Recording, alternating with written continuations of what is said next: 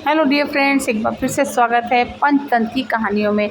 आज की जो हमारी कहानी है वो है 3 मछलियाँ। तो चलिए कहानी शुरू करते हैं। एक जलाशय में 3 मछलियाँ रहा करती थी। अनागत विधाता, प्रत्युत्पन्न पन्नपति और यदव विश्व। तीनों के स्वभाव एक दूसरे से भिन्न थे। अनागत विधाता संकट आने के पूर्व ही उसके समाधान में विश्वास रखती थी।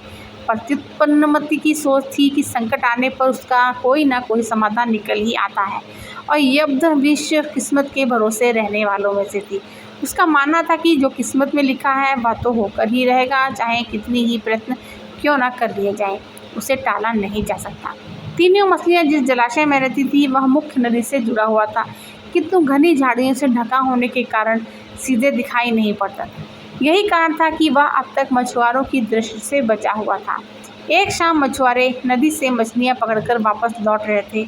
बहुत ही कम मछलियां हाथ आने के कारण वे उदास थे। तभी उनकी दृष्टि मछली खोर पक्षियों पर पड़ी, जो नदी से लगी झाड़ियों के पीछे से उड़ते चले आ रहे थे।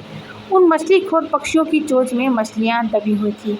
यह देख मछुआरों को समझते देर न लगी कि झाड़ियों के पीछे नदी से लगा हुआ कोई जलाशय है। वे झाड़ियों के पास जाकर जलाशय के पास पहुंच जाते हैं। वे बहुत खुश थे। एक मछुआरा बोला, लगता है यह जलाशय मछलियों से भरा हुआ है। यहाँ से हम ढेर सारी मछलियाँ पकड़ पाएंगे। सही कह रहे हो भाई, लेकिन आज तो शाम गिर आई है।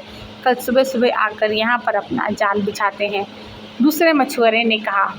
दूसरे दिन आने की योजना बनाकर मछुआरे वहाँ से चले गए। मछुआरों की बातें अनागत विधाता ने सुन ली। वह तुरंत प्रत्युत्पन्नमति और यब्ध विश्व के पास पहुंची और बोली, कल मछुआरे जाल डालने इस जलाशय में आ रहे हैं। यहाँ रहना अब खतरे से खाली नहीं रह गया है। हमें यथाशीघ्र यह स्थान छोड़ देना चाहिए।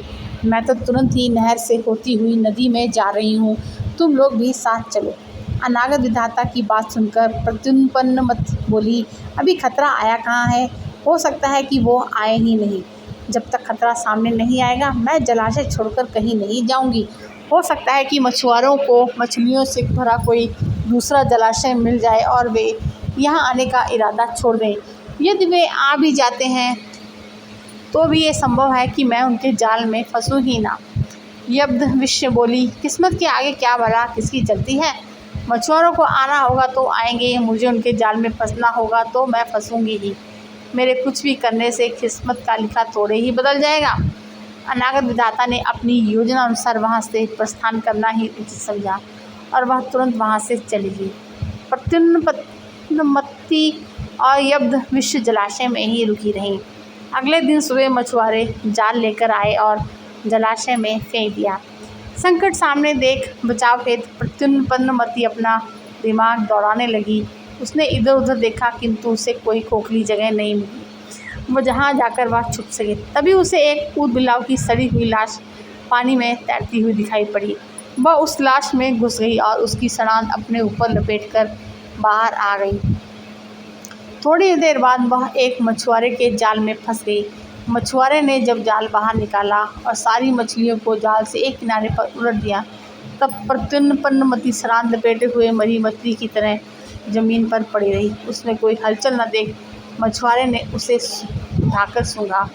उसके ऊपर से आ रही बदबू से उसने अनुमान लगाया कि अवश्य कई दिनों से पहले मरी मछली है, और उसने उसे पानी में फेंक दिया। पानी में पहुंचते ही प्रत्युत्पन्नमति तैरकर कर सुरक्षित स्थान पर चली गई। इस तरह बुद्धि का प्रयोग कर वह तो बच गई। वहीं दूसरे मछुआरे के जाल में फंसी यब्ध विश्व कुछ किए बिना किस्मत के भरोसे रही और अन्य मछलियों के साथ दम तोड़ दिया। तो फ्रेंड्स, ये कहानी से हमें कुछ सीख भी मिलती है।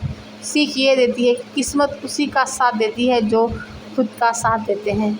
किस्मत के भरोसे रहकर हाथ पर हाथ धरे बैठे रहने वाले लोगों का विनाश निश्चित ही है। तो फ्रेंड्स, कहानी हमारी आपको कैसी लगी कमेंट में बताइएगा। मिलते हैं एक नए वीडियो में नई कहानी के साथ में, और कहानी सुनने के लिए आप सभी का बहुत बहुत शुक्रिया।